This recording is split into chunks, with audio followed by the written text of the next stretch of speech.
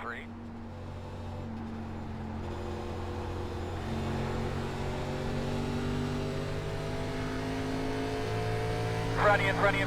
in. He's in the outside, he's on the outside. Stay in the bottom, Stay low.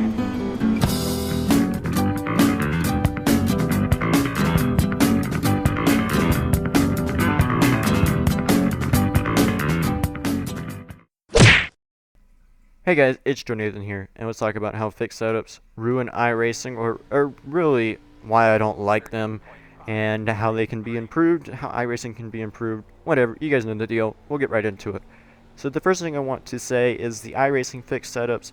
This is an issue that is kind of unique to iRacing. This is obviously the biggest multiplayer platform out there. Assetto Corsa also brings in a lot of people, but it's not an issue over there like it is on iRacing. In fact, I don't think it exists on Assetto Corsa.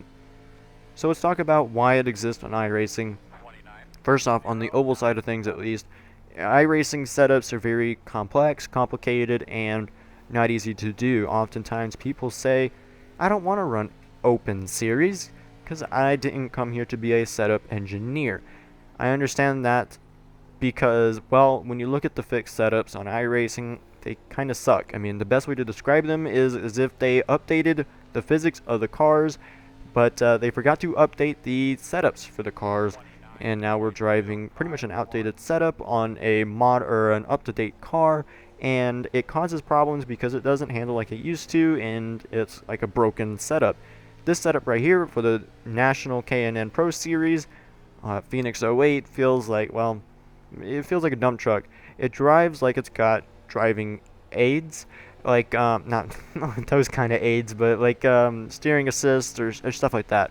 Now, I'm aware that the fixed series do bring in more drivers compared to open series. Now, also, other series have considered going fixed instead of staying open.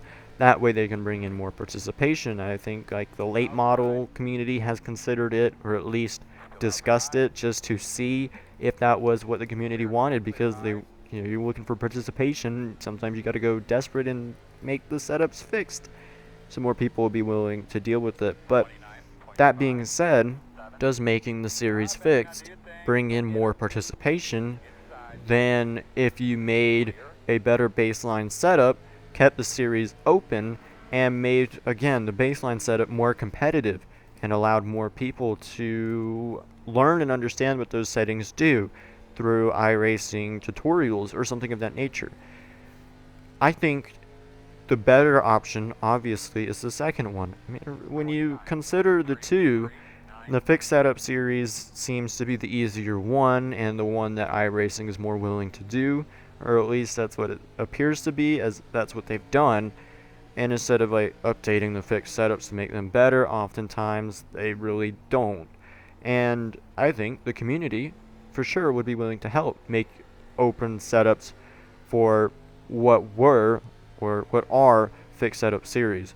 There's plenty of examples. You look back at the late model reference that I've made. I mean, there's the Posse Setup Emporium, where there's a lot of pretty fast setups there that you can download and then immediately can be competitive. You can make those changes that you want to the car to make it handle more like yours, and it's amazing. You know, it's really neat to see. There's also other people helping, and even in the A car on occasion, you can get some really great setups there.